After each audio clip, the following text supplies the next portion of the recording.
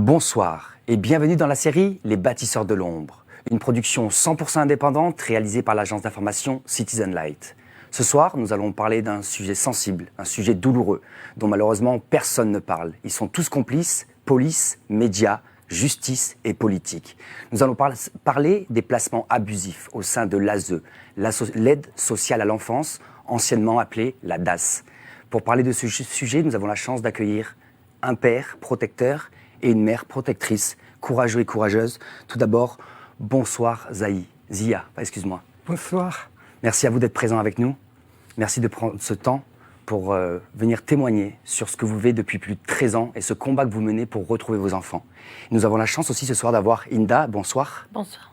Merci à vous d'être là. Vous allez nous partager tous les deux le combat que vous menez. L'aide sociale à l'enfance, les placements abusifs, c'est un long sujet que nous allons tenter d'aborder en profondeur avec Citizen Light au cours des prochains mois, car c'est un sujet qui touche des milliers d'enfants, des dizaines de milliers de parents qui sont victimes de ces placements abusifs. L'ASE, c'est un budget de plus de 9 milliards par an. Vous entendez bien, 9 milliards par an, quasiment le budget de la justice française. L'ASE, c'est 370 000 enfants placés et chaque enfant rapporte entre 60 000 et 90 000 euros par an. Cela est devenu un business, le sujet est trop grave et donc il est nécessaire d'en parler, de libérer la parole et de laisser la parole aux parents protecteurs qui défendent leur progéniture, la chose la plus chère évidemment à leurs yeux. On va parler ce soir de crimes, de délits. Cela dépasse l'imagination. En préparant l'émission avec vous, j'ai été bouleversé d'apprendre toutes ces incohérences, ces absurdités, ces choses inimaginable pour chacun d'entre nous. Et donc, pour commencer, j'aimerais vous découvrir et vous présenter aux auditeurs. Zia, s'il vous plaît, est-ce que vous pouvez vous présenter rapidement, nous dire quel est votre parcours, d'où vous venez, et ensuite on reviendra bien évidemment sur la chronologie des événements que vous avez vécus depuis plus de 13 ans. Alors, je suis Ziad Ali Dari, d'origine iranienne, et je suis en France, de nationalité française, depuis 1979. J'ai fait des études, Bac+5 en art appliqué, à la Sorbonne, au Panthéon-Sorbonne.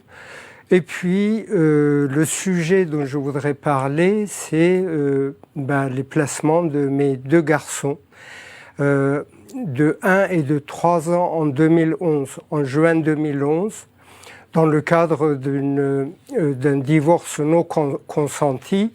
Mes deux garçons ont été confiés à l'aide sociale à l'enfance des Yvelines pour deux raisons bien distinctes. Donc, la fragilité psychiatrique de la mère et une enquête en cours à l'égard du père. Tous les enquêtes et expertises m'ont mis hors de cause en septembre 2011. Le 19 avril 2012, un juge des enfants a ordonné le retour de mes enfants à la maison. Voilà, je suis propriétaire d'une maison dans les Yvelines. Et nous sommes là à la fin du mois de juin 2024. Non seulement mes enfants ne sont toujours pas à la maison, mais aussi, depuis 2015, je n'ai eu aucun contact avec mes deux garçons, qui ont actuellement 14 et 16 ans. Je n'ai même pas une photo de souvenir de mes garçons. Voilà la situation dans laquelle nous sommes. Vous êtes, je le rappelle aussi, fonctionnaire auprès du ministre de la Culture depuis plus de 20 ans. Oui, effectivement, j'ai deux métiers. Donc, je suis artiste peintre et sculpteur en indépendant, inscrit à la Maison des artistes et à l'URSSAF depuis 1998. Et depuis la même année, je suis fonctionnaire, effectivement, titulaire du ministère de la Culture.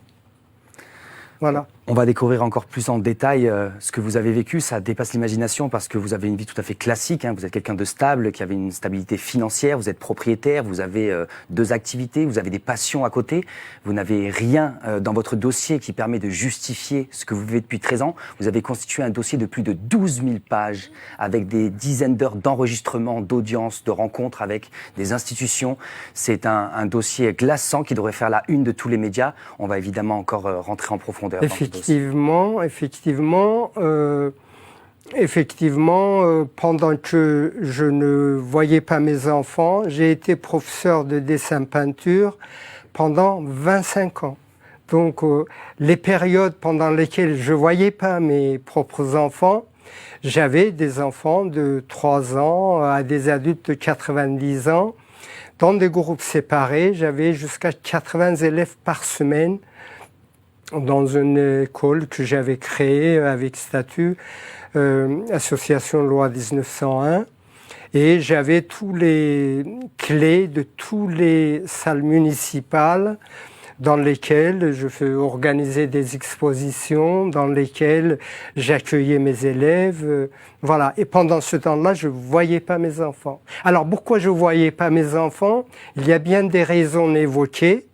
Si je les disais sans l'avoir enregistré, sans preuve, je passerais pour un fou ou pour un mythomane, tout simplement. C'est qu'en 2015, j'ai été convoqué chez la direction de l'ASE du département qui avait placé mes enfants. On m'a reçu, on m'a dit « Monsieur, vous avez pris des photos de souvenirs de vos enfants pendant vos visites médiatisées avec vos enfants sans leur demander de sourire.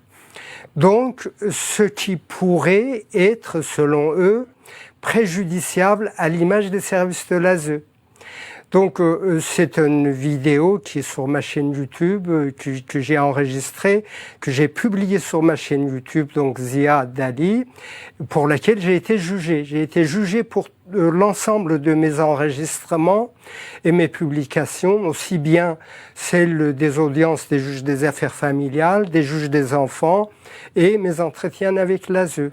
Donc, j'ai environ une 60aine de vidéos que je publie sur ma chaîne YouTube depuis 2017, dans lesquelles j'ai rapporté, j'ai témoigné des situations qui sont extrêmement, incroyables sans ces enregistrements. D'ailleurs pour l'ensemble desquels j'ai été jugé au pénal et pour l'instant sans aucune condamnation. Votre dossier est vraiment emblématique.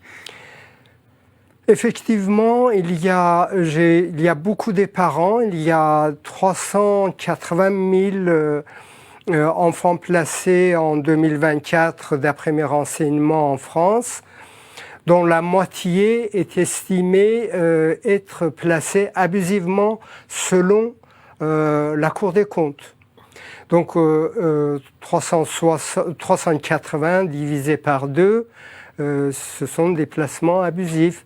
Et il n'y a aucune raison que je sois seul, mes enfants soient seuls dans cette situation, qui vivent cette situation. Sauf que moi, j'ai probablement quelque chose de différent, c'est que j'ai réussi à survivre au choc émotionnel, aux harcèlements sociaux, judiciaires, financiers, que à raconter, c'est tellement incroyable que sans les preuves que je détiens évidemment, il serait totalement impossible d'en parler. Vous vous défendez aujourd'hui sans avocat. Vous avez, au cours des premières années, pris des avocats. Vous avez vu les incompétences, voire même des fois des connivences. Alors, il ne s'agit pas de l'incompétence selon moi.